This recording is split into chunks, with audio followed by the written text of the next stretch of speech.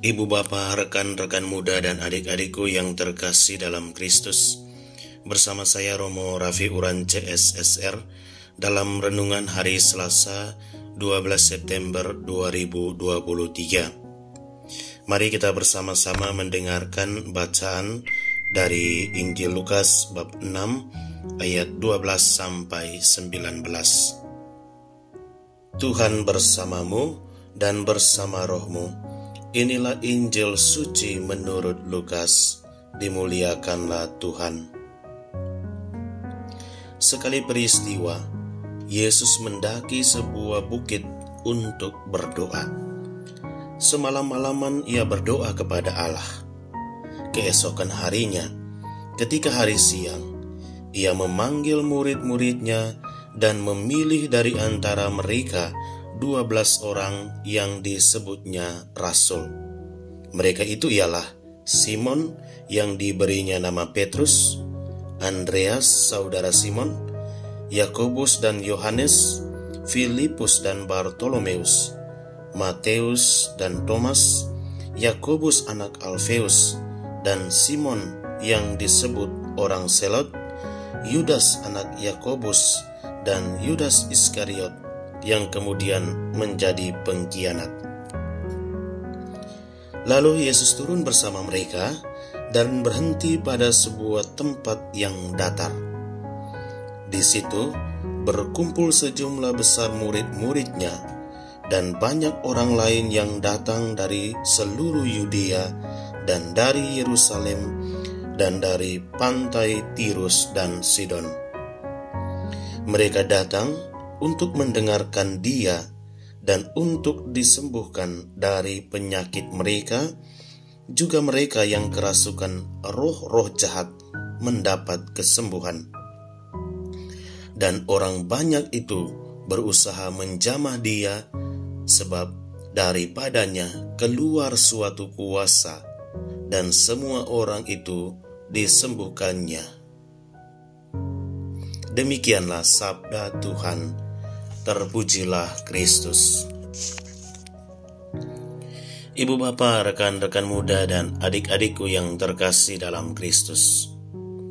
Dalam bacaan Injil hari ini, kita mendengarkan tentang kisah Yesus memanggil murid-muridnya dan memilih 12 di antara mereka untuk menjadi rasul. Mereka-mereka yang dipilih Yesus ini adalah orang-orang yang tidak mempunyai status sosial, politis, maupun yang berpendidikan tinggi. Mereka adalah orang-orang biasa dan bahkan pendosa berat. Kebanyakan dari mereka adalah nelayan dan pekerja keras. Yesus dengan penuh keyakinan memilih dan mengutus mereka untuk sebuah misi khusus. Matius adalah seorang pemungut pajak yang melayani kekaisaran Romawi dan dibenci oleh banyak orang. Sementara Simon orang Kanaan adalah seorang Selot.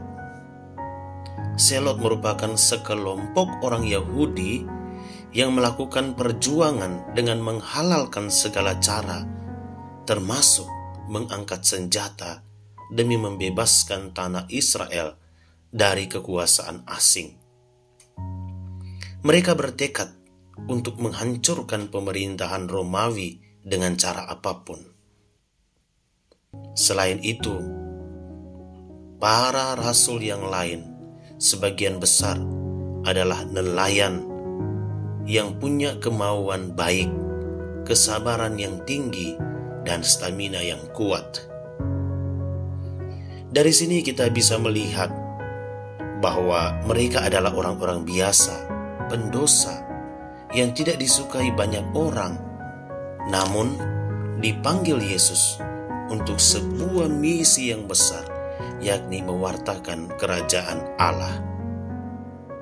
Pilihan Yesus ini tentu tidak begitu saja terjadi. Kita mendengar tadi dalam Injil bahwa sebelum Yesus memilih mereka, Ia berdoa semalam-malaman kepada Allah Bapanya. Tidak dikatakan apa isi doa Yesus kepada Bapanya. Namun, kemungkinan besar Yesus meminta petunjuk Bapa. Kira-kira apa yang bisa ia lakukan? Maka jawaban doanya adalah Bapa meminta Yesus untuk memilih beberapa orang sebagai partnernya, rekan kerjanya dalam mewartakan kerajaan Allah. Yesus tahu bahwa ia tidak bisa bekerja sendirian, maka ia berdoa kepada Bapanya, mohon petunjuk, dan Bapa memberikan petunjuk itu. Yang menarik juga adalah bahwa mereka yang dipilih Yesus itu tidak ada yang menolak. Mereka menerima tugas itu dan siap menjalankannya. Maka ibu bapak, rekan-rekan muda dan adik-adikku yang terkasih dalam Kristus, berdasarkan bacaan ini, poin penting yang bisa kita dapatkan yaitu semua kita dipanggil Yesus untuk menjadi partner karya misinya. Kita semua tanpa kecuali, entah dia itu baik, banyak dosanya, orang kecil, tidak berstatus sosial, politis, orang kaya, orang sederhana, semuanya dipanggil Tuhan. Apapun pekerjaan kita saat ini adalah baik adanya. Tuhan telah mempercayakan pekerjaan-pekerjaan itu kepada kita.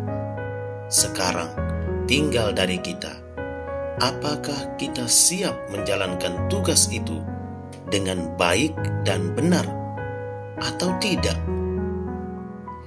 Semua kita dipanggil untuk melanjutkan misi Yesus.